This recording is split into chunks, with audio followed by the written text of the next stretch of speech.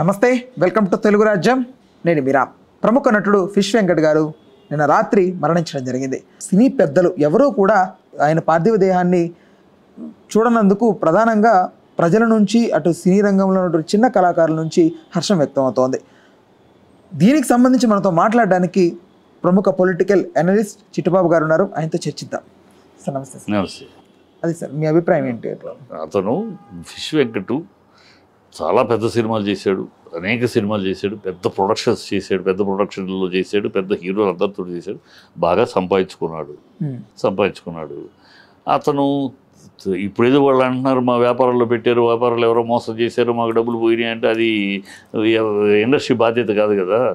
Industry నీకు మంచి అవకాశం ఇచ్చింది, బ్రహ్మాండమైన అవకాశాలు ఇచ్చింది, నువ్వు బ్రహ్మాండంగా సంపాదించుకున్నావు. ఇక నీకు డబ్బులు ఇవ్వాలి, ఇండస్ట్రీ ఇస్తుంది. ఎప్పుడు ఇస్తే artist association, director association, producer కోసం ఇస్తే ఇప్పుడు పాపం లేదు. వాళ్ళు పెద్ద వేషాలు వేస్తున్నారు, చిన్న వేషాలు, పెద్ద వేషాలు, పెద్ద పాపం డబ్బులు లేవు, వాళ్ళకి ఏదో చనిపోయారు, హెల్ప్ వాళ్ళు 50,000 లక్షలు ఇస్తాయి. ఇచ్చినాయి. నువ్వు ఆ స్థాయి వాడి కాదు. ఇవాళ నేను ఆ స్థాయి వాడినే, మొత్తం సంపాదించేదంతా పోయింది అని వాళ్ళ కూతురు వాళ్ళు మాట్లాడితే కరెక్ట్ కాదు. అది నువ్వు సంపాదించావు, నీకు అవకాశం ఇచ్చింది ఇండస్ట్రీ, నువ్వు నిలుపుకోకపోతే అది నీ బాధ్యత.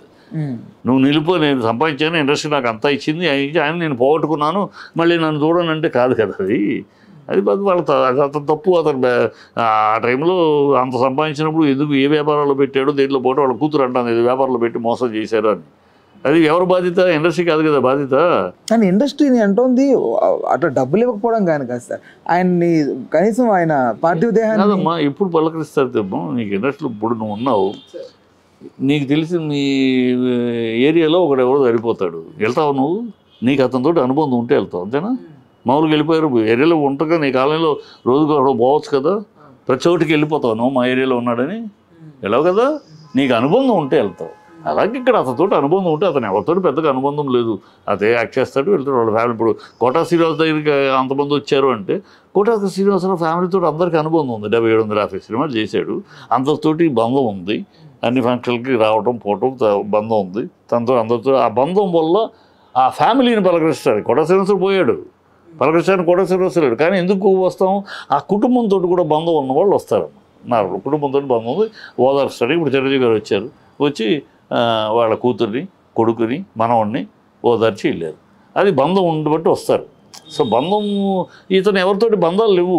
ఇప్పుడు నాకు తెలుసు, నాకు కనపడితే నమస్కారం, నాకు బంధం ఏముంది ఆయనతోటి? వాళ్ళ ఫ్యామిలీతో అసలు నాకు పరిచయం కూడా లేదు, ముఖపరిచయం కూడా లేదు కదా. ముఖపరిచయం కూడా లేని చోటికి వెళ్ళి ఉన్న కంటి తుడుపు కోసం అని డ్రమటైజ్ చిన్న ఇచ్చేయటం కోసం తప్పితే అది న్యాచురల్గా ఎప్పుడు వెళ్తామంటే ఎవరైనా, నువ్వైనా నేనే. ఇప్పుడు నా ఏరియాలో ఉంది, నేను ఒకళ్ళు చనిపోయారు ఇక్కడ, బాగా చూస్తూనే ఉంటాం. అతను ఇక్కడ షాపు ఓనరు చనిపోయాడు. అలా వెళ్తా ఉంటే కనపడు, ఏంటి అని అంటే చనిపోయారు, సానుభూతి చెప్పి వచ్చాము, అంతేగాని వెళ్ళి నుంచోలేదు కదా అక్కడ. నాకే అనుభవం, బంధమే లేదు కదా. ఏరియాలో ఉన్నాడు, ఏరియాలో ఉన్నప్పుడు బంధం ఉందంటే, ఆ బంధం ఉన్నప్పుడు వెళ్తాము, పలకరిస్తాము, కూతుర్ని, ఫ్యామిలీని పలకరించి వస్తాము. ఏ బంధం లేనప్పుడు సరిపోయాడు సానుభూతి, అదే జరిగింది. ఇప్పుడు ప్రొడ్యూసర్ కౌన్సిల్ సానుభూతి ఇమీడియట్గా కండోలెన్స్ మెసేజ్ పెట్టారు అందరికీ, ఆర్టిస్ట్ అసోసియేషన్ కండోలెన్స్ మ్యాటర్ పెట్టారు, ఇవి చేశారు. ఇక మిగతా కలవలేదు అంటే బంధం ఉన్నవాళ్ళు వెళ్ళి కలుస్తారు, బంధం లేని వాళ్ళు కలవాలని రూల్ ఏం లేదు. ఇప్పుడు కోటా శ్రీనివాసరావు గారి విషయంలో ప్రకాష్ రాజ్ గారికి వ్యతిరేకతే ఉంది, కానీ ఆయన వచ్చి సినిమా వాడిగా ఎన్ని సినిమాలు పనిచేశారు వాళ్ళిద్దరు కాంబినేషన్లో ఎన్ని సినిమాలు చేశారు? ఆ బంధం వాళ్ళు తిట్టుకోవచ్చు, పోటాడుకోవచ్చు, అది వేరే విషయం.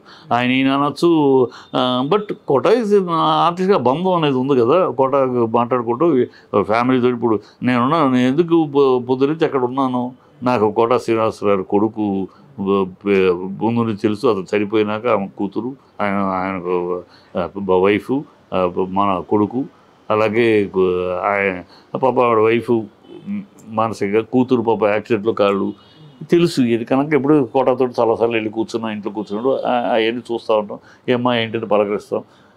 అవన్నీ ఉన్నాయి కనుక అవన్నీ గుర్తొస్తాయి, ఆ బంధాలు గుర్తొస్తాయి. అందుకని వెళ్ళాం, కూతురు మామూలుగా హలో అని చెప్పేసి రాకుండా వెళ్ళాం.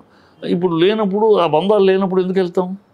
చాలామంది, నేనే చాలా బంధం ఉన్నప్పుడు వెళ్తాం, బంధం ఉన్నప్పుడు పలకరించడానికి. అయ్యో మా పాప ఉంది, ఆయన పోయిన ఆయన పాప, ఆయన కూతురు, ఆయన వైఫ్, మనకి అన్నయ్య తమ్ముడు అని పిలుచుకుంటామే, ఆ బంధం ఉంది. ఆ బంధం ఈయన ఎవరితో పెట్టుకోలేదు. ఆ బంధం అదే వచ్చాడు, షూటింగ్, తన లైఫ్ తను, ఓకే సంతోషం, దానికి పెట్టుకోవాలని రూల్ ఏం లేదు. తను ఉన్నాడు, సంపాదించింది పోగొట్టుకున్నాడని ఇప్పుడు ఎవరు డబ్బులు ఇవ్వలేదంటే కరెక్ట్ కదా అమ్మాయి అంటాం, చాలా తప్పది. మీ ఇండస్ట్రీ బ్రహ్మాండంగా మీ నాన్నకి అవకాశాలు ఇచ్చింది, మామూలు కాదు. అన్ని పెద్ద హీరోల సినిమాల్లో ఉన్నాడు, అన్ని పెద్ద సినిమాల్లో ఉన్నాడు, బాగా సంపాదించుకుని తను ఎక్కడో వ్యాపారంలో పెట్టి పోగొట్టుకున్నాడే బాధ్యత వహించలేదు కదా. లేని వాడికి అవకాశాలు లేక, పాప ఇండస్ట్రీని నమ్ముకుని బతుకుతూ అవకాశాలు లేక, పిల్లల ఫీజులు కట్టుకుంటాను లేక ఉన్నవాళ్ళు చాలామంది. వాళ్ళకి ఈ ఇండస్ట్రీలో డైరెక్టర్స్ అసోసియేషన్ అవ్వచ్చు, ప్రొడ్యూసర్ కౌన్సిల్ అవ్వచ్చు, మూవీ ఆర్టిస్ట్ చేస్తానే ఉంది, హెల్ప్లు చేస్తూనే ఉంది. నీకు చేయలేదు అనే మాట కరెక్ట్ కాదు. చేయలేదు, అసలు ఉన్నవాడికి చేయటం ఏంటి అనుకుంటారు కదా. అసలు పోగొట్టుకుంటే నాకెట్లా తెలుసు? కొడుకు నువ్వు ఉన్నవాడివి, బాగా సంపాదించుకున్నవాడివి, నీకు ఫ్యామిలీ వెళ్తే మూవీ ఆర్టిస్ట్ అసోసియేషన్ మెంబర్ కూడా అయినట్లేడు. అతను ఎందుకు అవ్వలేదు?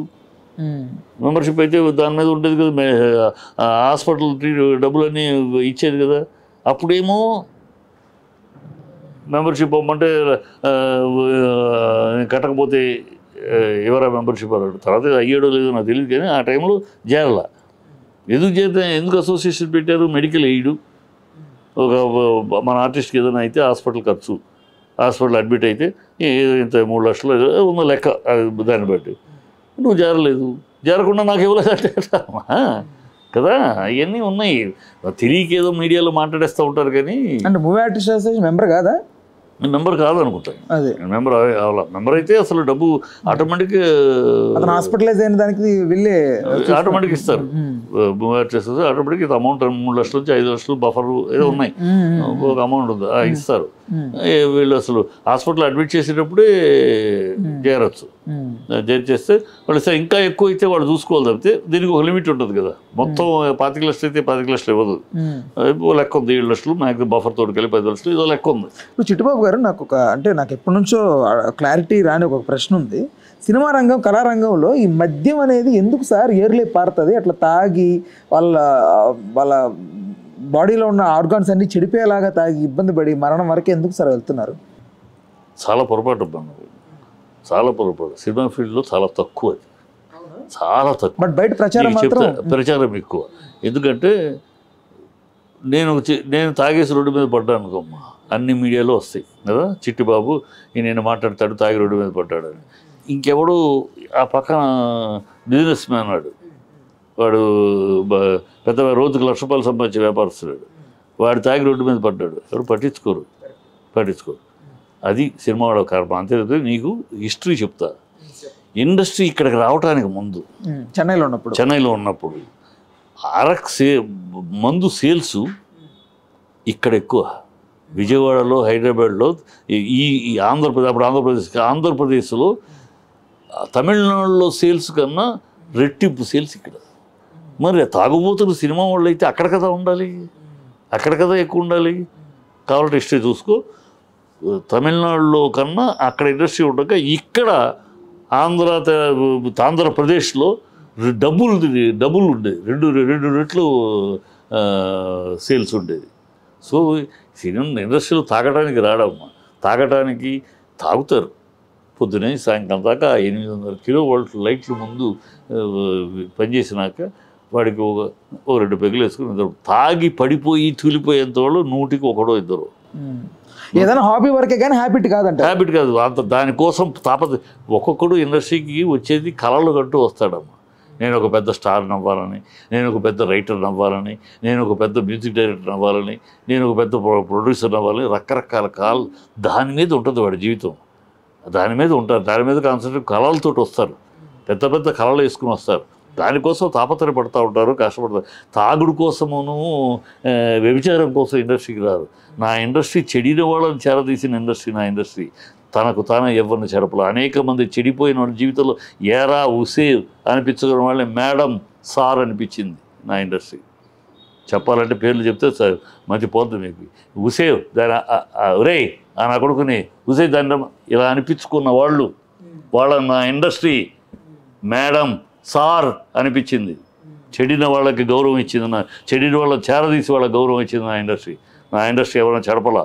నా ఇండస్ట్రీ కాకపోతే గ్లామర్ ఫీల్డ్ కనుక నా ఇండస్ట్రీ చిన్నది జరిగిన నా ఇండస్ట్రీ ఈ సినిమా ఫీల్డ్ తాగేస్తారు, సినిమా ఫీల్డ్లో గంజా వేసేసుకుంటారు.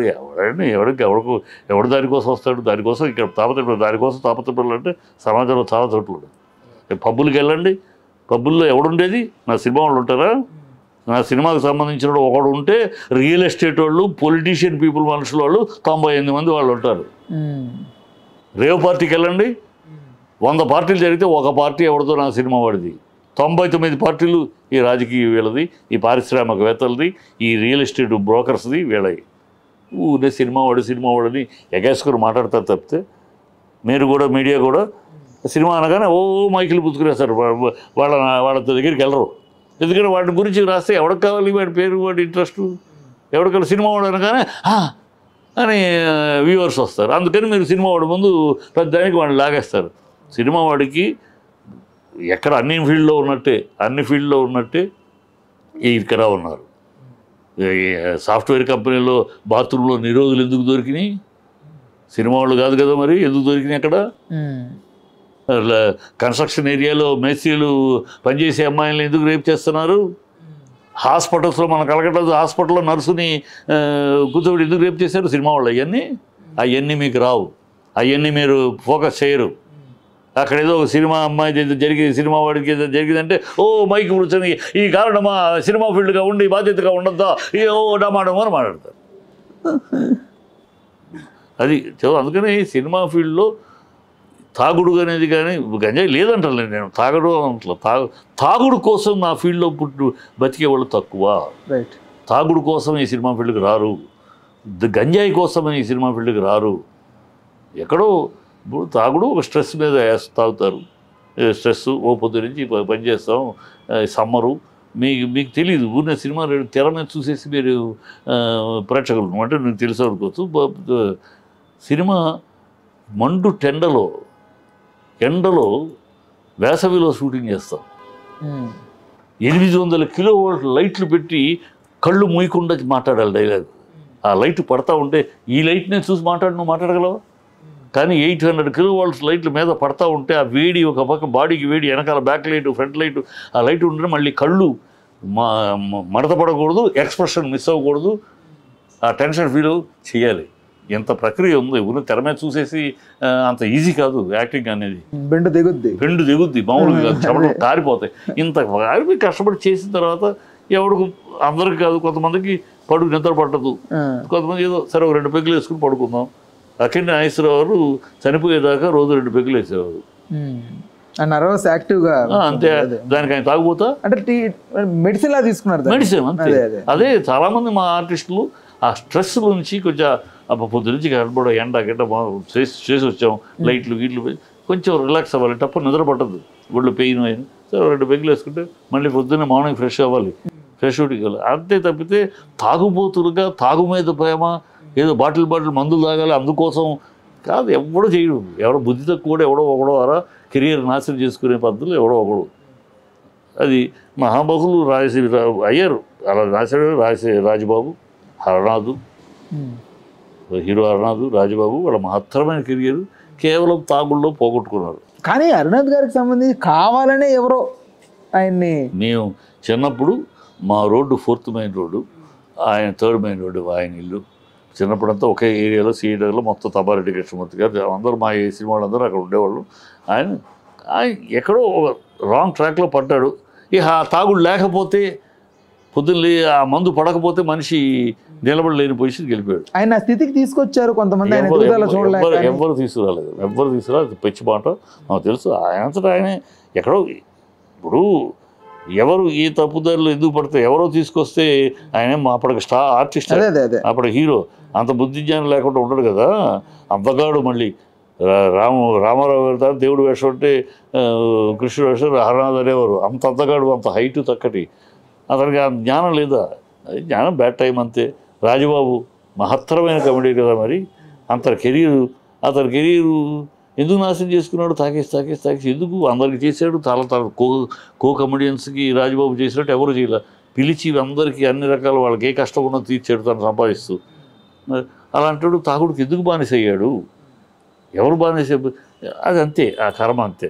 అట్లా అయ్యే తప్పితే ఎవరు ప్రోత్సహించరు. ఉంటారమ్మా, ఇప్పుడు నీకు లేరా నాకు లేరు, నా ఫ్రెండ్స్లో నాకు మంచి ఉన్నారు ఫ్రెండ్స్, బ్యాడ్ ఫ్రెండ్స్ ఉంటారు కదా, ఉంటారు సార్. వాళ్ళ సెల్ఫ్ ఫ్రెండ్స్ కోసం వాళ్ళు చెప్తూ ఉంటారు. దాన్ని ఏమన్నా 2 పెగ్గులేసి పోయేది ఏమన్నా, నీకు ఊడేది ఏముంది, ఇట్లా ఎంకరేజ్ చేసే వాళ్ళు ఉంటారు. నాకు ఏంటి, నా బుద్ధి ఏంటి, నాకెంత జ్ఞానం ఉంది, నా సెన్స్ ఏంటి, నేను ఎవడో చెప్పాడు నమ్మేస్తే నా అలాంటి విపి లేడు, నా కర్మ అంతే. నేను విచక్షణ లేకుండా ఎవడో నా పక్కన కూర్చునేవాడు నాకు చెప్పాడు కనుక నేను ఫాలో అయిపోతే నాకన్నా ఎదవ లేడు, నేను eligible to face all this అంతే. Right right, thank you. హలో, తెలుగు రాజ్యం ఛానల్ చూస్తున్నారా? సామాజిక రాజకీయ జీవన చిత్రణే తెలుగు రాజ్యం. అతిశయోక్తులు అసత్యాలు ఉండవు. రాజకీయ కోణం కాదు, ప్రజా కోణమే కొలబద్ద. తెలుగు రాజ్యం వీక్షణ మీ ఉత్తమ అభిరుచికి నిదర్శనం.